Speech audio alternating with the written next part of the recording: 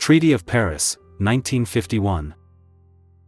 The Treaty of Paris was like the first brick laid for building the house that is now the European Union.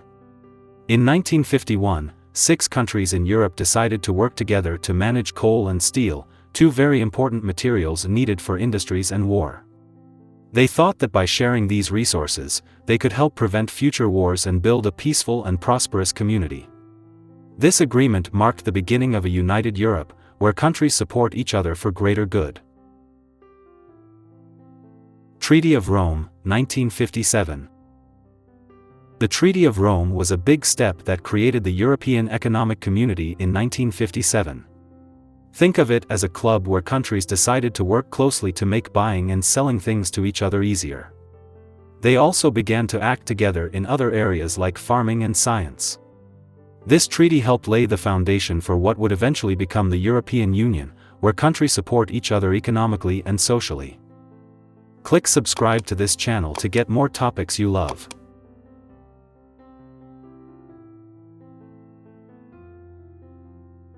Single European Act, 1986. The Single European Act was like a major upgrade to the European Club formed in 1957.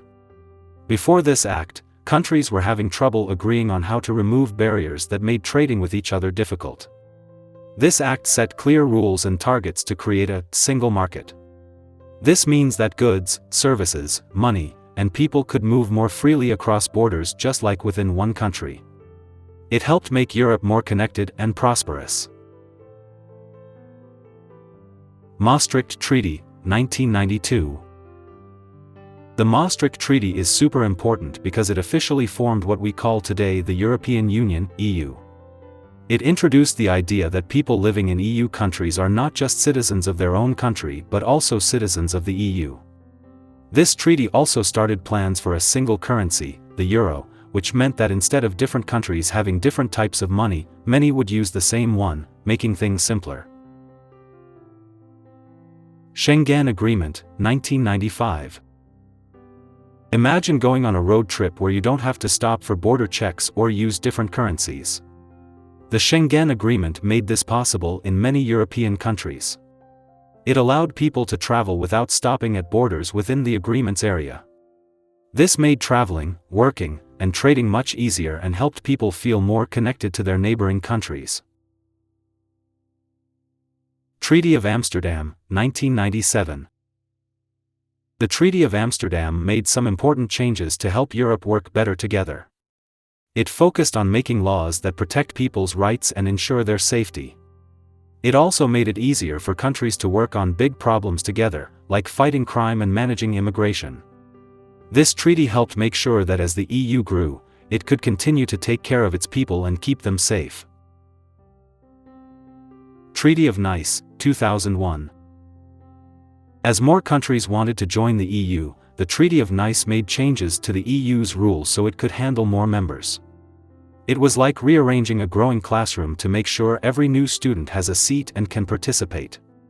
This treaty adjusted how votes were counted and decisions were made, ensuring that even with more countries, the EU could function smoothly and fairly. Treaty of Lisbon, 2007. The Treaty of Lisbon is like a big update to the EU's rulebook, making it clearer and more modern. It helped strengthen democracy in the EU by giving more power to the European Parliament, where elected representatives make decisions. It also made it easier for citizens to have their voices heard in the EU and set clearer roles for who does what in managing the EU. Charter of Fundamental Rights of the European Union, 2000, enforced 2009. The Charter of Fundamental Rights is like a promise that the European Union makes to protect the rights of every person in its countries. It covers a lot of important areas like the right to speak freely, the right to privacy, and the right to be treated equally. It became legally binding in 2009, which means that all EU countries must follow these rules, ensuring that people are treated fairly and respectfully. Fiscal Compact, 2012. The Fiscal Compact was created to prevent future financial crises like the one that happened in 2008. It's a set of rules that countries in the Eurozone agree to follow to keep their budgets under control and avoid spending too much money. Think of it as a household budget rule, where you make sure not to spend more than what you earn, to keep things stable and secure. Banking Union, 2014. The banking union was set up to keep banks safe and trustworthy. After the financial crisis, people realized that banks across Europe needed stricter checks to prevent problems from spreading from one country to another. The banking union helps supervise big banks, handle failing banks without causing harm to regular people's money, and ensure deposits to make sure people's savings are safe. General Data Protection Regulation, GDPR, 2016. The GDPR is a set of rules all about protecting your personal information online. It gives you the right to know how companies use your data, like your name and email, and even the right to have your data deleted. It's like having a superpower over your information, ensuring that you can control who knows what about you and protect your privacy on the internet. European Stability Mechanism, ESM, 2012. The European Stability Mechanism is like a big emergency fund. If countries in the Eurozone get into serious financial trouble, the ESM can provide loans to help them out. This is important because it helps prevent financial problems in one country from affecting others. It's like having a safety net to make sure that if one country falls, it doesn't bring others down with it. Brexit, 2020. Brexit is when the United Kingdom decided to leave the European Union, which was a big change for both. It's like if one player decided to leave a team, it affects how the team works and the roles of the remaining players. Brexit had a lot of negotiations about how the UK and the EU would interact afterward, covering things like trade, travel, and living arrangements. Green Deal, 2019. The European Green Deal is a big plan to help make Europe's environment healthier. The goal is to have no net emissions of greenhouse gases by 2050, which means not adding more to the air than is taken out. It includes using more renewable energy, making transportation greener, and improving how buildings use energy. It's like updating a home to make it more energy efficient and better for the planet. COVID-19 Recovery Fund, 2020. The COVID-19 Recovery Fund was set up to help countries in the EU recover from the damage caused by the coronavirus pandemic. It's a lot of money intended to support various projects that boost the economy, improve health systems, and help people and businesses that suffered during the pandemic. It's like a big boost to help everyone get back on their feet after a tough time. Digital Markets Act, DMA, and Digital Services Act, DSA, 2022. The Digital Markets Act and Digital Services Act are like rules for the playground to make sure everyone plays fair.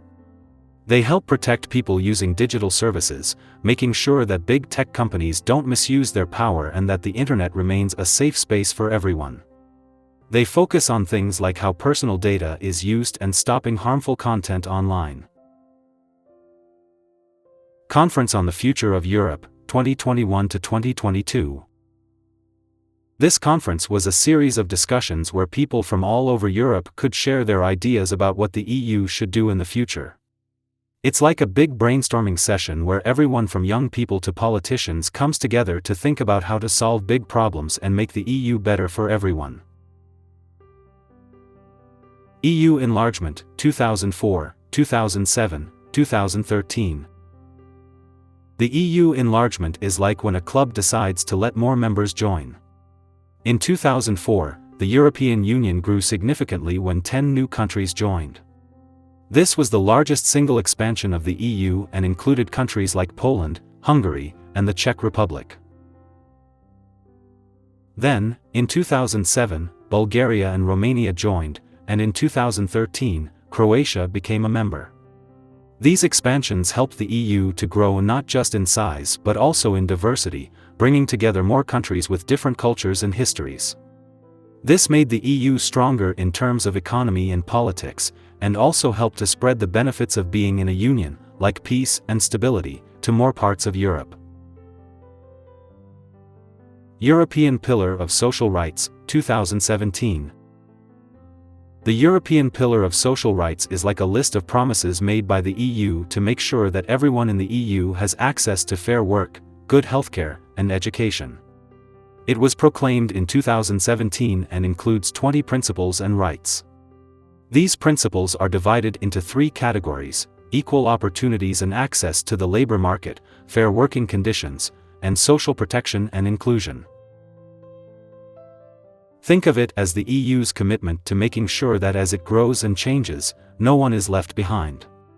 It aims to support people in getting good jobs, ensure they are treated fairly at work, and help them if they face hard times. This document is not just about making lives better today but also about securing a fairer future for all people in the EU.